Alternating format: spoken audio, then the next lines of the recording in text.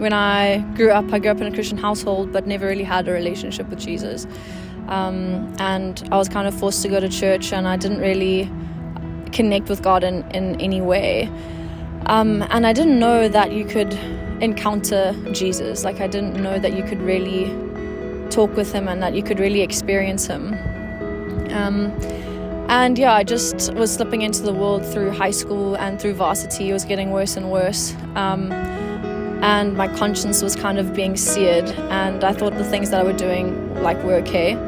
And then one day I got high with some friends. It felt like all hell broke loose. And I just experienced quite a severe demonic attack, which lasted a few days. And the only thing that I could say when it first hit was, Jesus, I love you, Jesus, I love you.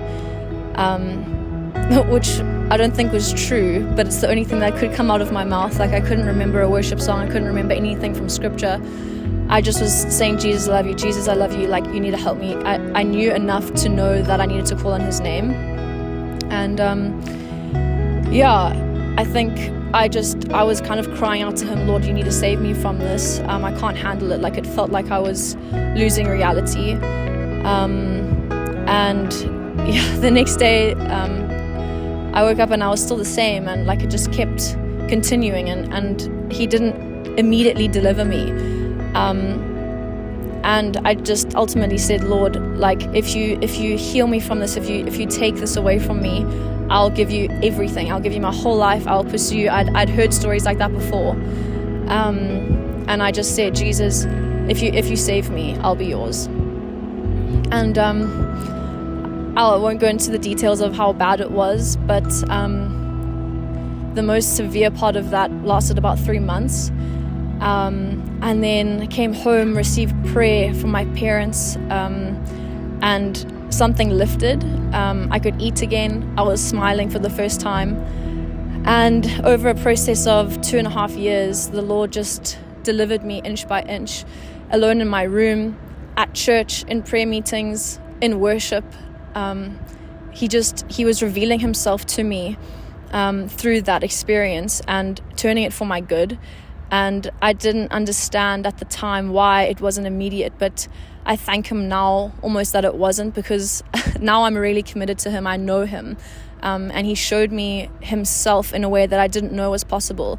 And I always say about my testimony, the devil was so close, but Jesus was closer. And I never knew that I could encounter God in the ways that he has revealed himself to me, in the way I've encountered him. I'm fully his, and that's my testimony. Is he was faithful, he loved me, I just believe that he has so much in store for my life, because he's a God of redemption.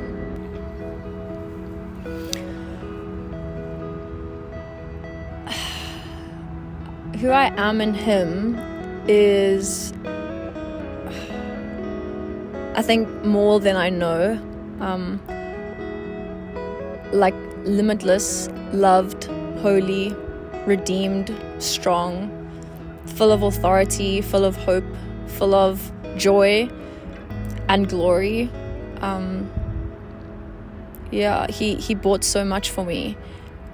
He bought so much for you, and it's incredible to have had even a glimpse of that. In him I'm secure. In him I'm my most fulfilled and my most content. And I'm at the peak of my existence in him. I have everything when I'm in him. And I don't want anything outside of him.